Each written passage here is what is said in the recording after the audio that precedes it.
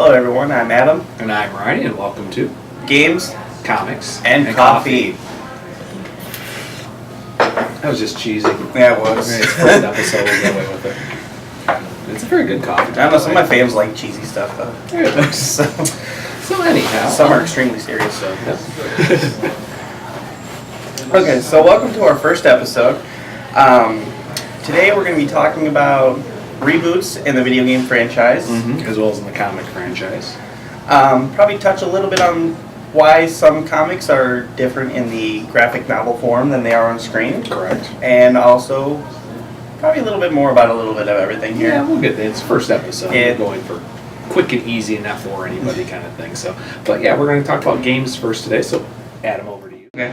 So first I'd like to talk about the reboot of the Tomb Raider series. As we've all seen, that's been commercially successful. One thing I'm not so keen on is they're going for the M rating on this, and Tomb Raider's never been known for over-the-top violence. I mean, you've had Laura, and she's always been kind of eye candy for everybody. Right, which has been kind of was the main draw with the adventure into it. Really, in a mature sense, it was more of like video game version of a female Indiana Jones, which was the original concept for it. But they also got rid of the short shorts in this one, but they almost seem to accentuate the sexuality a little bit more. Like, I don't know why, but they went for pants, which, if you're going to be a Tomb Raider, is more likely to wear pants than shorts. And look at Temple Run. But do you agree with the way that they've gone with her character? I mean, I haven't played the game myself. I know I told you I'm going to review it, but I got to get it first. Yeah, exactly. I mean, I haven't played either. I mean, I played one a couple years ago, one version. I can't really think of the name and everything, but I mean, the gameplay was much smoother than it was in the previous version, and I think it's always taken a nice step with the character too. I mean, there's always been building upon building, kind of like with Left Behind or Ender's Side, and various games like that. But I mean, I haven't had a chance to play the new one here. I mean, I will stop by the store and do it and everything because I haven't owned a game system in about 2 years. I just play when visit friends or anything else. And Tomb Raider's always been near my heart, but I kind of think of like the Mega Man series. If I go back, sadly, 10, 15 years ago, back when Mega Man X was coming up to the Super Nintendo and everything, how they really kind of rebooted the character, but they reboot the character, or it's a brand new Mega Man character in the future, but it's technically the same concept, because there's no Dr. Wily, there's it worked. At the same time, it went on too long. I think in the Tomb Raiders, at least they continue now, as you said, more of the, sexual increase and everything. Yeah, I mean, they keep kind of going for that, so the adventure side, but yeah, the adventure side's good. But at the same time, they're kind of, current players, I think, this is Lara Croft. She has to be this way. Yeah, I mean, even Angelina Jolie was talking about redoing another third movie. She was like, she's like toning that down just a little bit. She's like, I'm more of an Asian adventure. Actually, they've decided they are going to reboot the Tomb Raider franchise in the films. But I guess they're actually going to base it on this Lara Croft instead of Angelina Jolie's Lara Croft. I don't know if she's going to have anything to do with it. She might produce it, right? Or give insight. There's no confirmation of that right now. No, but and I know we could probably go on with this all the time, but sorry folks, we're all dealing with winter weather. Yeah. No, I didn't. Again, I like going back to the sexuality of the character. Everyone was so shocked in the beginning that they had a female protagonist, and every guy was like, "Oh, that's so naked." And this one is like part-time. I don't know. She seems more covered, but again, more accentuated. Exactly. I don't know. It's. Again, and with the violence too, it's never been known for over-the-top violence. Again, I haven't played the game, but I do know that you see her very first kill, which is apparently pretty graphic. And they don't even go after dinosaurs in this one, which has been a staple in the Tomb Raider series. Yeah, so from what I've seen and what I've played, and I did watch Conan O'Brien's Clueless Gamer. I don't know if you saw that. That was so funny. It's funny. I saw that they almost seem to only go for human characters, and she's not that she hasn't battled humans before, but you just more think of that series, Right, exactly. with some sort of science fiction twist. Right. Almost like Raiders of the Lost Ark. Right, exactly. And or Temple of Doom or last year's they were even going as far as Kingdom of the Crystal Skull. They still incorporate it, but George Lucas. Yeah, he can get away with anything. Yeah, so I think in this case the really thing, we'll have to see, play the game, see exactly where it goes to see if they want to continue, if it's successful for them, like in some of the other adventure games out there, they're working on movie based or anything, or like the Halo series. That's a good question because goes from there. So I think it's a definitely wait to see. Is it needed? Probably, I think it was still given away. That's kind of where I'm going to go on that kind of reboot for game-wise. And why do you think some reboots are successful? It's obvious that Tomb Raider's successful. I mean, it's got critical acclaim, it's got great reviews. A lot of my fans have played it, seem to love it. Why do you think some reboots are so successful and some are just complete failures? I know a few years ago they tried to reboot Golden Axe from the original Sega generation, and that was just a huge flop. That was like, what made it even more of a flop was they pushed it so much commercially, and G4, which I know they're going to hang on for a few more months, but they were pushing it, and everyone your time's ticking. But they pushed it, and then you got your hands on it, and you were just like, what is this? How's this happen?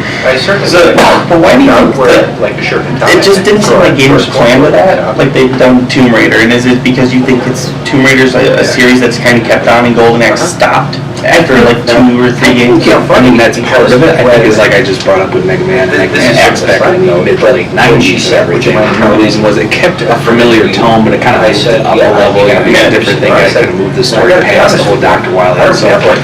But I think, and as you said, they kept that going. I mean, Tomb Raider at the worst maybe had 2 years in between series and everything else too. So not having as much. The Mega Man series here for the worst 2 years or anything. Same thing with Halo. Halo's had its prolonged thing, maybe 2 or 3 years, and there's new Halo, and it moves it up. And so, especially with the new Xbox system, which will be out sometime next year, and everything, they have to up their game. I think it's Or this year. Exactly. Or this year, I don't know. But I think that's worked good for reboots. If it's familiar enough, but yet still takes it up to the next level, maybe continuation, even if it's several months between. The Mario Brothers series, I think, is the best example of a series that has lasted and survived through so many genres. The classic up and jump A/B buttons to worlds, puzzles, and everything. I think they upped the game slightly, and it got more as they did more platforms. They weren't, but I think Golden Axe was people were so waiting to at least have some familiarity to it, but they went so crazy with it. Just it's like we try to take, I'll say, another classic arcade game, Ultra Beast. Yeah. If you try modernizing that, when I get home, might work at the same time. Like the original concept was really simple. Zeus brings back a warrior to capture his daughter from an evil underworld. But could it still work in today's setting? I think modern settings does a lot of that work too. I think it can.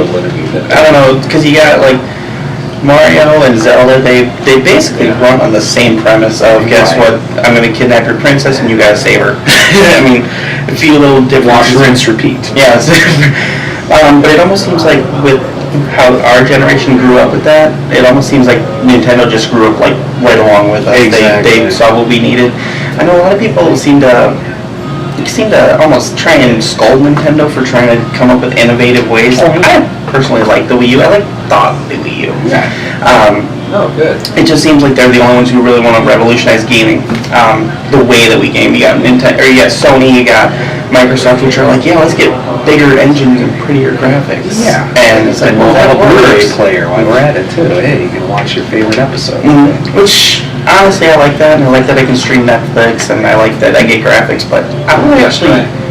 Sometimes I don't want to just sit here and do this all the time. Sometimes I want to... I think that's what get up and move it. PlayStation. PlayStation is correct, but where has there actually been ever a real game format for PlayStation in the last 8 years? I mean, there really is no genre. They do some rockin' series, but... Yeah, exactly.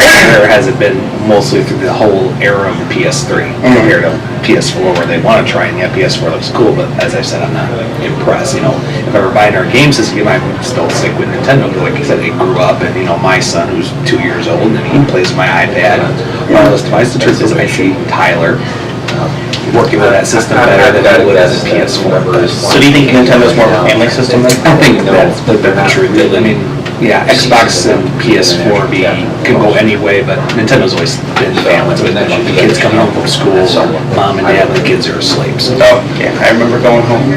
First thing I would do is actually turn on Tetris or Duck Hunt, or the original Nintendo, and I know I'm showing my age. Yeah, nice little half an hour of wine, then go do homework. Yep. Sit down and call it a night. Oh, I didn't do homework. I just beat it and played it again. And moving on from there, Wow, I just gave a horrible note to the kids watching. Right. Don't do what I did. And moving on that, we'll head from games over to comics and actually sticking with the reboot everything. I mean, it's been 2 years since the big DC New 52, and you know, sadly, I am a reader. I mean, it's happened and everything where they finally, those who don't know, DC Comics Yeah, right, I decided mean, the same sort of after thing, you know, film basically model 50 after years of what the continuity Batman- decided to say, dump it all and restart again. And they did that back in the mid-80s, Exactly. Crisis on Infinite Earth, and so forth and so forth, and Marvel's had their era too of everything.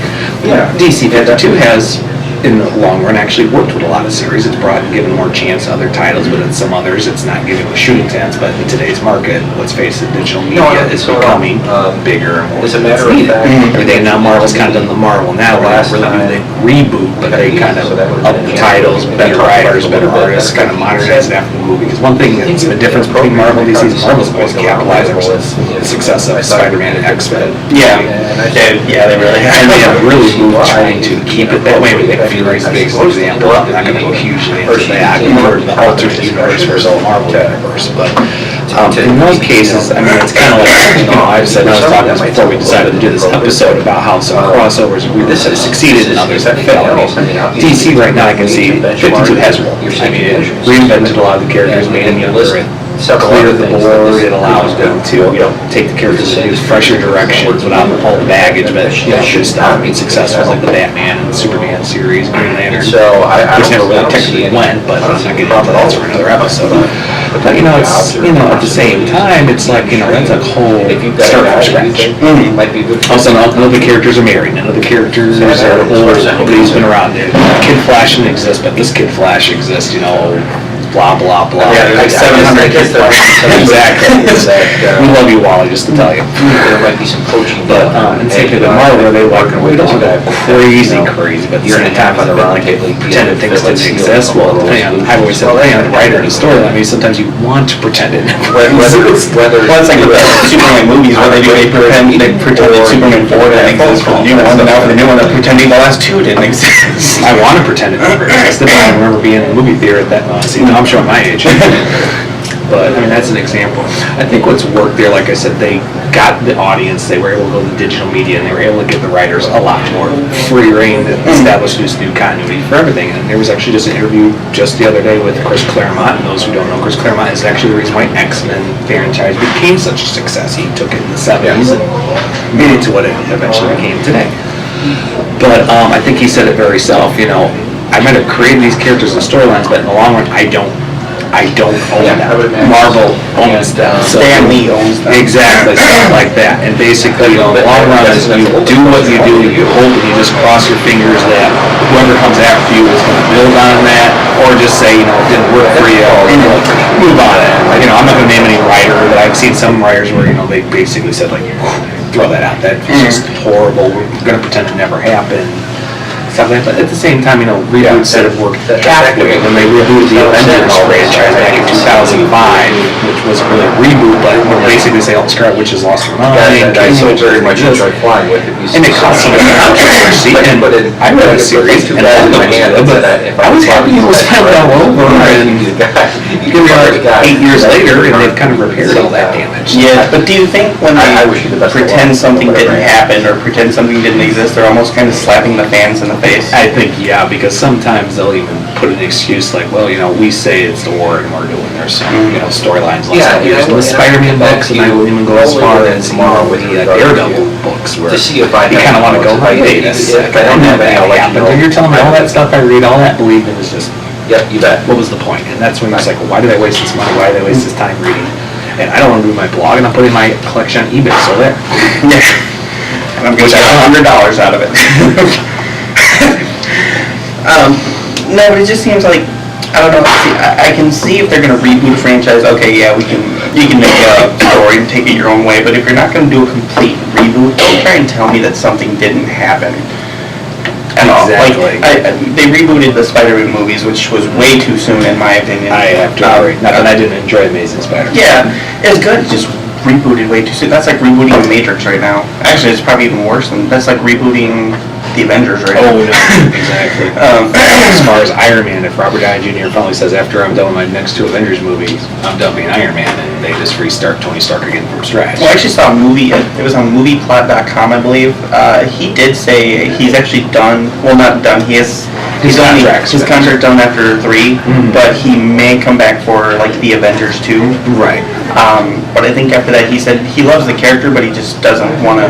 He doesn't want to overstay his welcome. so to speak. Exactly. I mean, even Harrison Ford said that after Last Crusade back in 1989. I mean, he had no problem putting the hat back on, but at the same time as he didn't want to be that, just like with Han Solo, he didn't want to be, that's who I am, I've overstayed my welcome as the character, even though he's returning to the new Star Wars movie. And I'm excited for that. Exactly. But at the same time, we don't know what happened to him.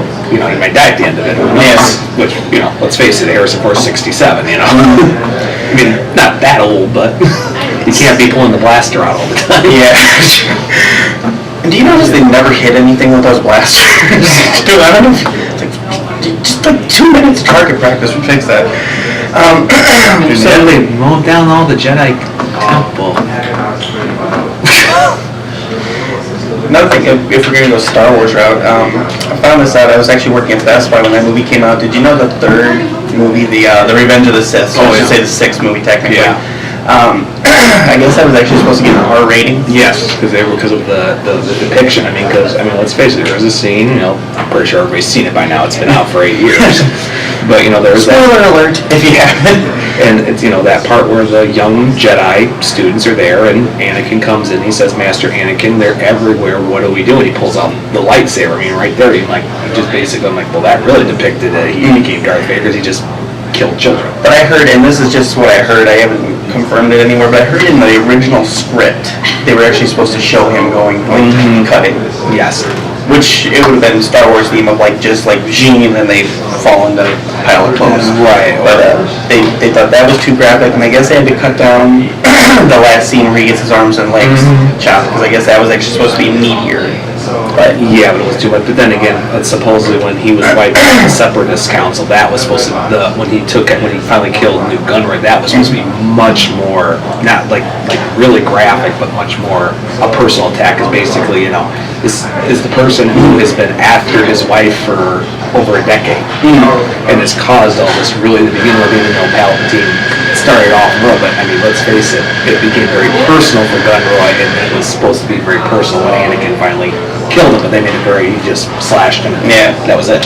But it was meant to be much more depicted, and actually some of the comic adaptions show the original script of what happened to Gunray. And it wasn't too crazy, but it basically, you just got the point, he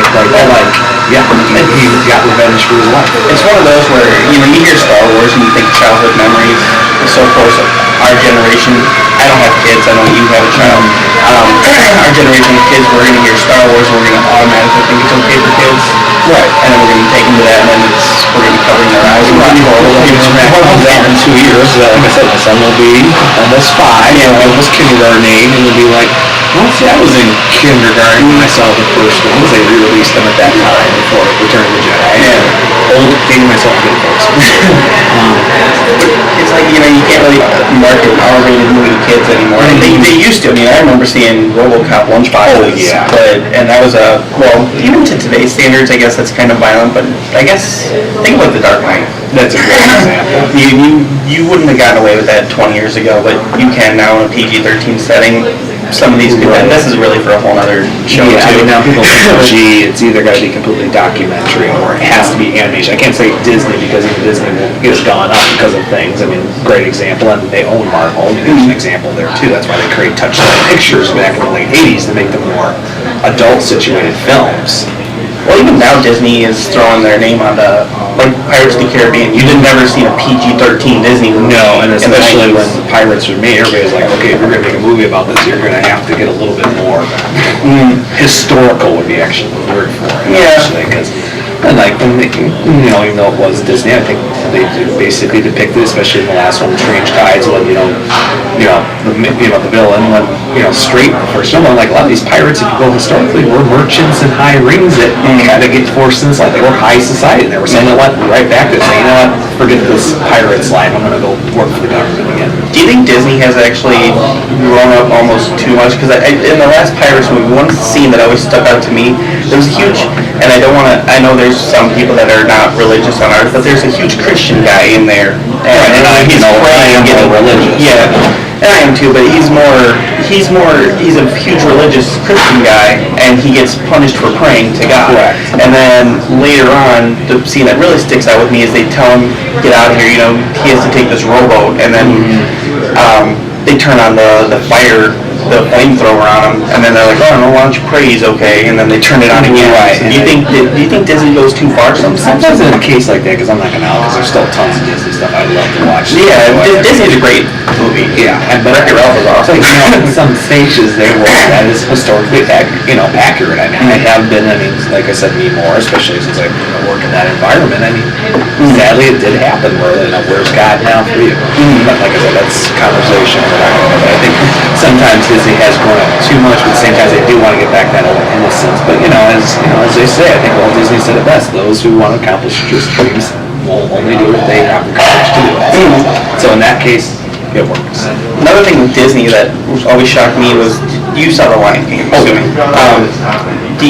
Here's another thing. This is also with games, comics, and movies.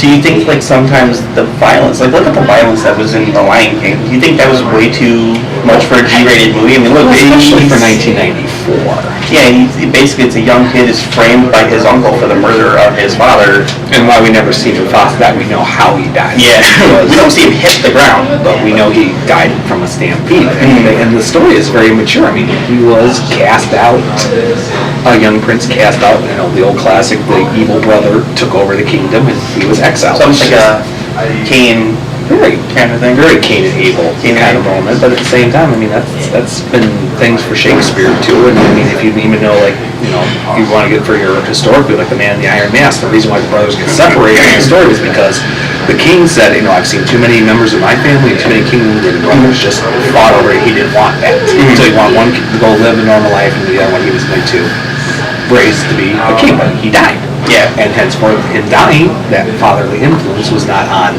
that son, on that Henry.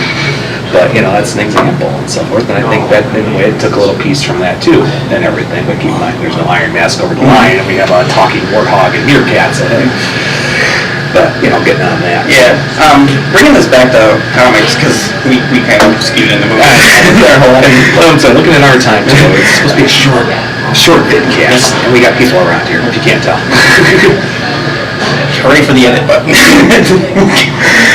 But bringing it back to what you were saying with comic crossovers, what has been the best crossover? I know you were saying you were going with some bad ones, but what would you say has been a good one? One of the best ones I can remember, because I got out of comics for a good 8 years back in the late 80s and then the early 90s. I came back into comics halfway through high school. I think one of the best ones I can truly remember where it worked very well and everything else, I think, which, and this isn't because of my love of the character or the writer, but I think Sinestro Corps War, which was back in 2007, was the right way to do a crossover because why it stayed within the main Green Lantern books, Corps and all that, and there was a couple miniseries. There were a couple crossovers between some other titles like Blue Beetle, Justice League, and everything else. It worked the story, but it didn't overshadow them. When 2 years later they did Blackest Night, same writer, everything had to be in, and that's when it really just didn't work. And then recently here with Green Lantern, Corps War, that was all self-contained. Same thing with the current ones they're doing with Jeff Johns leaving his title and everything. I think when you try to keep it to what the title is supposed to be effective, I mean, there's one kind of Avengers. I'm going to do a shout out for the Captain Marvel series and Avengers Assemble, both written by Sue DeCormick, who's Kelly Sue, I should already say. Kelly Sue, she's a great writer, but she's done it where it's her 2 books, but it encompasses mostly Carol Danvers, the current Captain Marvel, but it will affect her team up too. But it'll work for a crossover where it will expand into Jonathan Hickman's Avengers as an effect. Same thing currently with the Superior Spider-Man storyline. There's being aspects of Jonathan Hickman, but he's not making it rule his, because he's a, I love one thing I love about Kelly Sue and Jonathan Hickman, that they're not really long plotters, they're very detailed plotters. So if they're going to do something, they immediately say hey guys, I'm going to do this with this character, what are you doing tomorrow with that character? Well, I have this great idea. Well, can I incorporate that? Well, it'll be a shout out, but we don't have to worry about for a year. Okay, yeah, just keep writing. That's what, like I said, the best one I can think of the last couple of years for any company has been that, like I said, we're going to do a quick little talk here about comics to film, to TV with Walking Dead, with the differences here, and I'll talk a little more about Robert Kirkman's work in Image Comics, but Yeah, I have to say in the last 5 years, that's the best one I've read. And I've read a lot of these crossovers, both as a fan, just because I could get them and cost effective, because let's face it, I'm a huge budgeter. We'll talk about that in the future. Or go to my blog. Yeah. Shit. What kind of crossover would you like to see? Like, I personally, and I know this probably will never happen, but I kind of like to see Batman and the Punisher show up in the same. Right, if you do Elseworlds, they've done it. But yeah, I think that's an example between someone who will go to the next level of justice, but will not go over the edge of killing, while the Punisher is the opposite. I mean, he is judge, jury, and execution. And I think if they could find a way to pull that off, and if they got the right writer, and they got both companies that agree on it, it could be a very good contract. But in a way, at the same time, it's not like there aren't established characters in those universes where they haven't tried to do that storyline already. We'll see, like Batman and Superman, they were, I mean, that's both DC, but they were both for justice. They had different ways of doing it. Correct. Here you got Punisher, like you were saying, judge, jury, and executioner. You could maybe have a story where Batman is, they're going after the same villain, and then like maybe towards the middle of it, they have like a huge dispute of no, they must die, no, they must be brought to justice. Exactly. That'd be really fun, actually. I think. Little thoughts out there, folks. Not that we're not for violence, we're just saying it's for story-wise, that would work very well. I think the best cross I would love to see, I don't think we'll ever see this, ever, at least in my lifetime, maybe my sons or my nieces or nephews' lifetime, or your future children. But I would love it if they could just do a crossover. I mean, a full normal crossover. They did Avengers, Justice League of America, but I'd love to see Captain America and Superman. I mean, a normal between Captain and DCU and Superman into the Marvel, because they both represent the exact same ideas, but one is a human that became superpowered, and one is an adopted alien with superpowers that was raised to be human. I think between the two of them, especially given Captain America's upbringing during the Depression, his out-of-time status, it would work very well between a hero who's trying to do truth, justice, the American way, in a time that's like, oh, forget that idea. Because Cap's the exact same way. Well, I could actually really see that working, but again, it's just, I don't know, those characters are so different. I don't know if they would pull it off very well, but you'd have to get the right work. We'd have to get the right people in on it. Yeah, you actually have an artist that can do it, and you have to have the right writer who just knows them both and knows how to do a storyline. And once in a while that happens. Like I said, we'll see. And that's also the fact that you got to share the universes. The only universes, and we're about to get into was Robert Kirkman when he was writing Marvel Team Up, where he put Invincible, which is his own character, Skybound, Image Comics, and had a crossover with the normal Marvel universe. I mean, it was in continuity for both Spider-Man and for Invincible. And he pulled it off because of the dimensional trip kind of thing with his storyline, which didn't include either of it. It was perfect because they compared the two of them. And it worked, and it has affected them since that day. And it's still in continuity because the writers love the storyline. It was one issue. Yeah. So if you have the right writer and the right artist, you can make it stick and work. So speaking of Robert Kirkman, we're going to wrap up now, folks, with a little comparison contrast of The Walking Dead, because we're all Walking Dead fans. We're not going to go crazy here. I mean, this is a family show, first of all. And everything, and plus we don't want this to be too long. We're not a 3-hour show, we're an hour at most, because we have to get home. We have lives, and I have games to play. And we have people around the same, when are they leaving? For now. So, on that, I'll let you kick it off, Ben. Well, I'm a pretty big fan of The Walking Dead ever since the TV show came out. I actually used to work at Borders. You both worked at Borders in the Borders at one point. Yeah, rest in peace, Borders. You were a good star. But yeah, I knew about the comic book. I used to read it sometimes during my break, and I really need to get back into it. But I read actually just like a couple of issues here and there. We only had like a half-hour break, so and then I had to eat too. So I really only got to read like half of two books. But I've been a huge fan of the show, and you saw my last review of The Walking Dead, the game. I've been a huge fan of those, but there's such a huge difference between the show and the games, and I'd say the comic books too. The games and the comics are almost hand in hand. All three of them could. But but it almost seems like you get a lot of people are like, oh, they've watered down the violence for the show, and that's a pretty intense show. But compared to what the source material is, it is very almost G-rated compared to what you get. First of all, and just because, let's face it, I mean, Walking Dead is on AMC. When you're in the higher cable channels, you get it. I think the best example is, of course, the American Horror Story, and Nip talking about my book by Ryan Murphy, but the reason why he wanted to stay higher cable but not go completely cable is because he could get away with things but still not go completely out with things. But plus you get more ratings and more money. Exactly. The normal big cable channels like HBO, Showtime, or Flick, or whatever you want to go, or now, Epix. But anyhow, I mean, the big thing, because I remember when the first issue of Walking Dead came out, and this is back when Robert Kirkman really wasn't a household name. He was still working freelance projects for both DC and Marvel. I still have his 4-part Captain America series, which I love. And I read that book and just went, whoa. And I'm going to tell you right now, folks, I am a traditional comic reader. I love the superheroes. Have I read them? Like Robert Kirkman's Invincible, I think that's the perfect way, but if you've ever read into this, well, sometimes that book can get a little, not as graphic as Walt can get, but it can get a little too realistic depiction of what would happen to a superhuman person hit somebody who's not superhuman. What would happen? And if you're a pre-med major, you'll know what I'm talking about.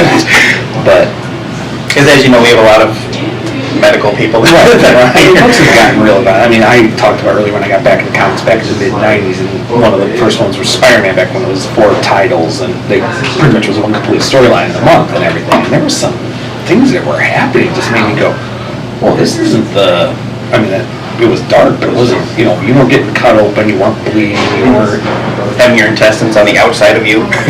or, bones getting breaking, and 2 issues later you were fine. It was a much different universe. Same thing, Green Lantern I got back into. Granted, it's a little bit the most powerful weapon in the universe, but at the same time, it was a shock to me. And keep in mind, I was a kid, I was 16 at that time, and everything. And when I read Walking Dead, I'm more used to it now because I've read crazy stuff, and I've seen some that was a little disturbing scene in more mainstream comics or more indie comics like IDW or Image. Like Savage Dragon, I think is a great example of that. But do you think they should stay more true to the source material? And I'll use this, and I'm going to try not to get too graphic. And spoiler alert, if you haven't seen this season of The Walking Dead, I haven't quite seen all the season either. Yeah, so, but pretty much. Yeah, I know. Lori in the comic book dies in a very different way. In the show, she was pregnant in the comic book too. That was a big storyline too. Yeah.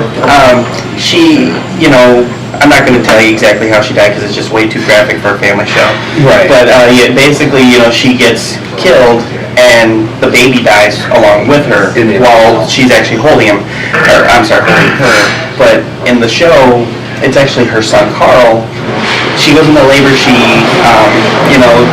have to have a C-section, she bleeds out, and then, they have a touching mother-son moment of, oh, I'm going to miss you, I'm so proud. Right, exactly. And then, Carl has to shoot her to make sure she doesn't turn. Right. So, it's, why do you think AMC would say, okay, let's do this more watered down, almost a tearjerker kind of way of having her go instead of, the way she went in the book, which was just like, wow. Yeah. Put the book down. Exactly. And one thing that's one thing I think why people love Robert Kirkman. He stays traditional, but he still throws you a curve. Like I said, I bring up Invincible. Some things he's done Invincible too made me go, whoa, you gotta be kidding me, where I put down the book. Nothing great, but just what he did with the story just made me go, wow. And it's a great showing of how good of a writer is, but you have to keep in mind, AMC is a TV series, and yes, maybe Walking Dead right now is, Made Men is out the door in another year. Mad Men. Made Men. See, that's why I don't watch that show. But that's an example. But that sometimes there might be a cutout thing. Same thing like with Robert Kirkman talked, like Shane and Dale are examples of some T-Dog and all that. Also, certain characters died in the comics after only 5-6 issues. Because that was the end of Carl actually kill Shane in the first one. I don't remember if it was on purpose or by accident, but they shot him in the throat or something. Yeah, but an example it was a creative owned series. This was Robert Kirkman's first venture. He had no idea he was going to be back 110 issues now later. It's been almost 10 years. You don't know. Same thing with the TV show. They want to do it like, we have favoritism, and we're really pretty good with the out. But at the same time, they could, I mean, especially because there's a giant producing change up for the upcoming next season for Walking Dead. And there's not been talk like, yeah, you'll get released to season 5, 100 episodes. They might say, season 5's it, folks, you're done, and the comic might be still going. Or if the comic ends, people are like, well, I know it's a TV show, but they're going to probably try to get at least close to the ending. It's the whole, we don't know how much time we have. I mean, right now I don't see The Walking Dead comic at least ending for another 4 years, unless Robert Kirkman officially said, I'm out of storylines I'm done, because he'll end that series. He will not pass that on to another writer. Some writers, especially freelance writers, it's their baby. Forget the terms. Kind of like how Marvel has done, Stan Lee doesn't write every single comic that comes out. Exactly. But, same thing with a TV show. I mean, they might get the phone call tomorrow and officially say, what, it's getting too much to make. Walking Dead is one of the most expensive. I mean, Mad Men is another example. That is not a cheap show. They even said themselves it's gotten so costly, and then why they've said, 2014, we're done. Well, it's actually the first season, they were given I don't remember the exact number, but they were given a pretty substantial budget to do 6 episodes. Then they asked them to do more than twice as many for season 2, and they cut their budget. And I hear it's because Mad Men wanted a raise. Correct. And so that's why a lot of people get all upset at season 2 of The Walking Dead. They're like, oh, that was way too soap opera. It's like, oh, they probably couldn't pay all the extra. No, they could. And that's been an example where shows have done. I mean, I'm going to give Now season 3 is like, and like I said, nobody judge me. In a show, and don't date me either, but there was a show, I'm not even going to mention its name here, but there was a show, and the show was on for not 11 years, was it? Yeah, it was 11 years. And the truth was, the show, everybody said even later, I mean, the actors said the way it was, it should have only gone past season 7, because by the time they got to season 7, 3 of the actors had walked out. They were getting cut down majorly in budget. One of the other actors, if it wasn't her way, it was the highway. And everything else. And you could just tell from the quality of the actors. Are you talking about a sitcom? No, it wasn't a sitcom, it was a drama. I thought it was Roseanne for a minute. No.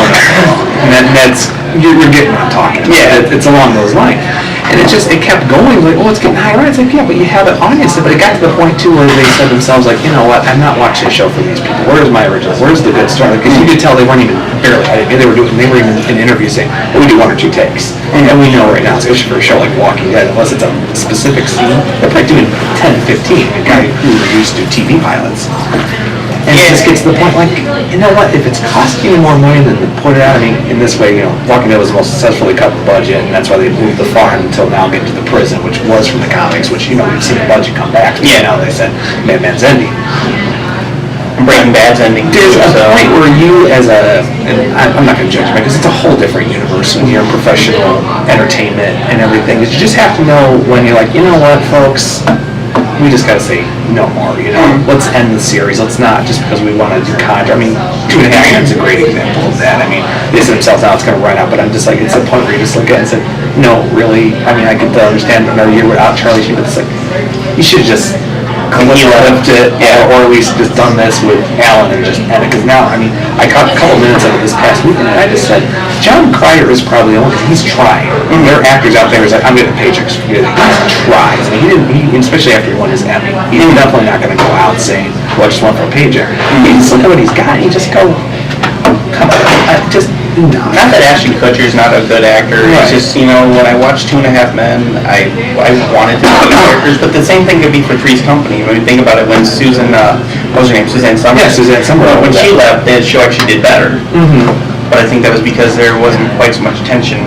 But there wasn't as many politics either. Yeah. I mean, politics have gotten worse. I mean, let's face it. I mean, if anybody's seen a quiz show, especially in days of age like Jeopardy and Wheel of Fortune, I mean, in case like Pat Sajak, Vanna, Alex Trebek, or, if you want to go as great as like when Bob Barker was hosting and Drew Carey, which was inaccessible. But, that's an example of like, they kind of made that show and they're staying it until the day they walk out. Something, I even know this kid with Sesame Street, an example. Carl Spinney, who has done Big Bird and Oscar since day one, and he said himself, I'm not leaving until the last day, and everything. And several of the original actors have sadly passed away, including Jim Henson. But he said himself, like, I'm going to start doing Big Bird away. I want to do Oscar, but he's learned I need to step back. Yeah. I'm older. I still love doing this job. It's why I get up every morning, but I can't do it the way I used to do it. And Carl actually had one of the best, I think it actually went down as one of the best moments on TV was when, I think it was 1984. Yeah, Mr. Hooper. Yeah, Mr. Hooper, when he died, and then they actually addressed his death. And they did it in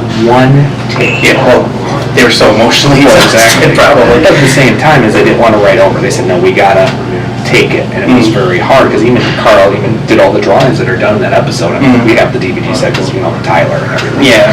And I remember when that episode, I was 6, but I do remember just, it hit you, you just got it, and I think, and especially now, years later, sadly, almost 30, but, I'm almost 30 years old in January. We look that different in age. No. No? Alright.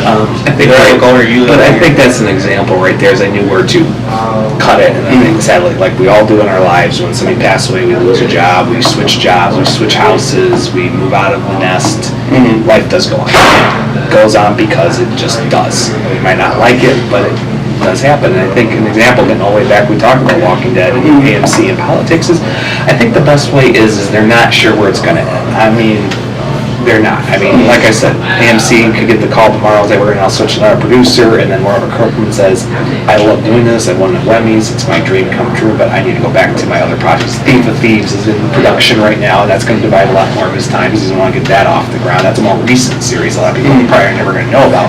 So they're taking a huge gamble just because it's Robert Kirkman. It's like from the creators of Walking Dead. That's like, well, that would get attention, but people who have read the comic will be like, oh, really? See, that was like, I'm not going to say it's not a horror, it's not like Walking Dead violence, but some of the things they do with the storyline is not something you would really go, whoa, maybe a movie, but I don't know about a TV series. Yeah. Well, that was actually the movie Zombieland was supposed to be a TV series to begin with, and I guess Fox, or I don't remember, I think it was Fox actually read it, and they said, I am not, it was pre-Walking Dead when they got that script. Then they basically said, we are not turning this into a television show, but we'll do it as a movie. And now the movie actually was a huge hit, and I guess they want to make a sequel, I'm not sure what.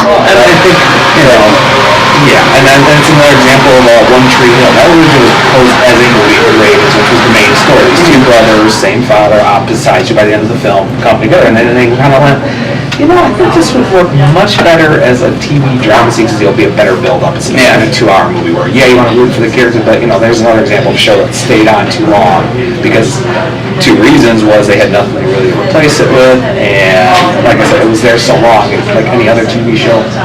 Sometimes they just don't see a post that TV show. Yeah. I mean, The Bachelor is an example of that. I mean, by now, they were going to cancel that twice in the last 2 years. They just went, we don't have anything.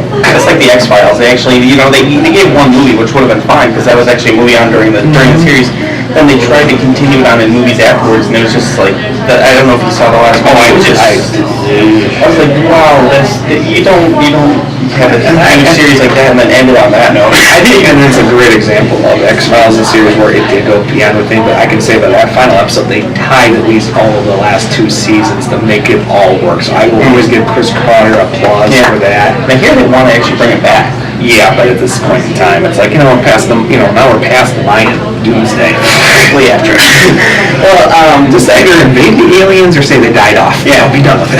The rumor was that they actually wanted to bring X-Files back, and they wanted to bring Scully and Mulder back, but they wanted to have them in like advisory roles. There's actually going to be a younger audience, a younger cast going out and doing that. Which then they come back and like, hey, you dealt with something like this, and I'm like, it just sounds like you rehash old. And a great example, I have to say, 1995 when they tried to redo Get Smart with Don Adams and Barbara Fallon in those roles. Yeah, and Andy Dick as the kid and the daughter had gone off to politics too. I mean, the twins were still there, but it was the same thing. And as much as we all loved Don Adams and Mel Brooks was still producing, it didn't work for that audience. When it did the movie a couple years ago, that worked. Well, that was Steve Carell. That was all Steve. But I look forward to the sequel in another year when that gets off the ground. So. But at the same time, that was the reason why the movie worked, is not only people who were fans or never seen it, it was still a year one, because a lot of people didn't even know who Maxwell Smart. And when the series started, he was an agent. Yeah. We had no idea, and actually I thought that worked perfectly for the movie too, because it went, I see why he was still the bungler, why he was able to pull all this up. I mean, he was a smart guy, but let's face it, Maxwell Smart was not the sharpest tool in the drawer, but he knew how to improvise, and he knew how to come up with a crazy plan when needed. That's what made it work. So, going back a little bit to The Walking Dead, do you think that it's okay for them to market that to kids? Because you see, they have like Walking Dead lunchboxes. They've got, they have all these goes back when we talked about R-rated to kids and everything. I don't know. I mean, I don't want my son watching Walking Dead. I don't want my nieces watching Walking Dead. My nephews, they're late teenagers. They watch it. I understand they're more appropriate age, but I mean, I think an example would be like the show Chicago Fire. I love Chicago Fire. I think it's best close to get the realistic about firefighters in Chicago. But there's some situations where like I need a 6-year-old watching this. But then he's walking, you see he's going to school, like let's say you bought Tyler a Walking Dead lunchbox, then he's going to school and he's promoting it to the kid, look at the zombies, and then it's like, wait, when is that on? Well, it's probably on past their bedtime, well, it should be. As being a teacher, I've already double standard myself, but we call the office there too. I mean, I don't. I mean, at the same time, make the argument about Spider-Man or the Avengers or the Hulk. I mean, look how popular in grade school. People take Hulk lunchbox and like, yeah, character that beats people. But those guys are almost like, see, because we had the same problem when I was a kid, Teenage Mutant Ninja Turtles, but they always fought for good. Yeah. And the Hulk, yeah, he might be kind of rage and emotions, but when you come down to the character, he's actually fighting for good. Yeah, exactly. Yeah, I know you saw the Avengers, and he was like beating up Thor, but yeah, you know, we can go into that. That was a forced change. Exactly.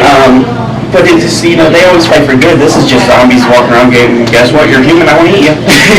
I know, but I think it really depends on what is our society, right? What do we enjoy doing? I mean, let's face it, 5 years ago, vampires were the biggest thing here. You want to go back? The 5 are now, but they're sparkly. Yeah, I know. Don't give me But then we go back another like 8 years ago, it was big monster disaster films, and none of those die out. I mean, right now zombies are huge. I mean, World War Z's coming out, blah, blah, blah, and Walking Dead, we know so it's going to be around for a little while longer. And if you read classic books like, you know, I Am Legend or whatnot, which deals with that.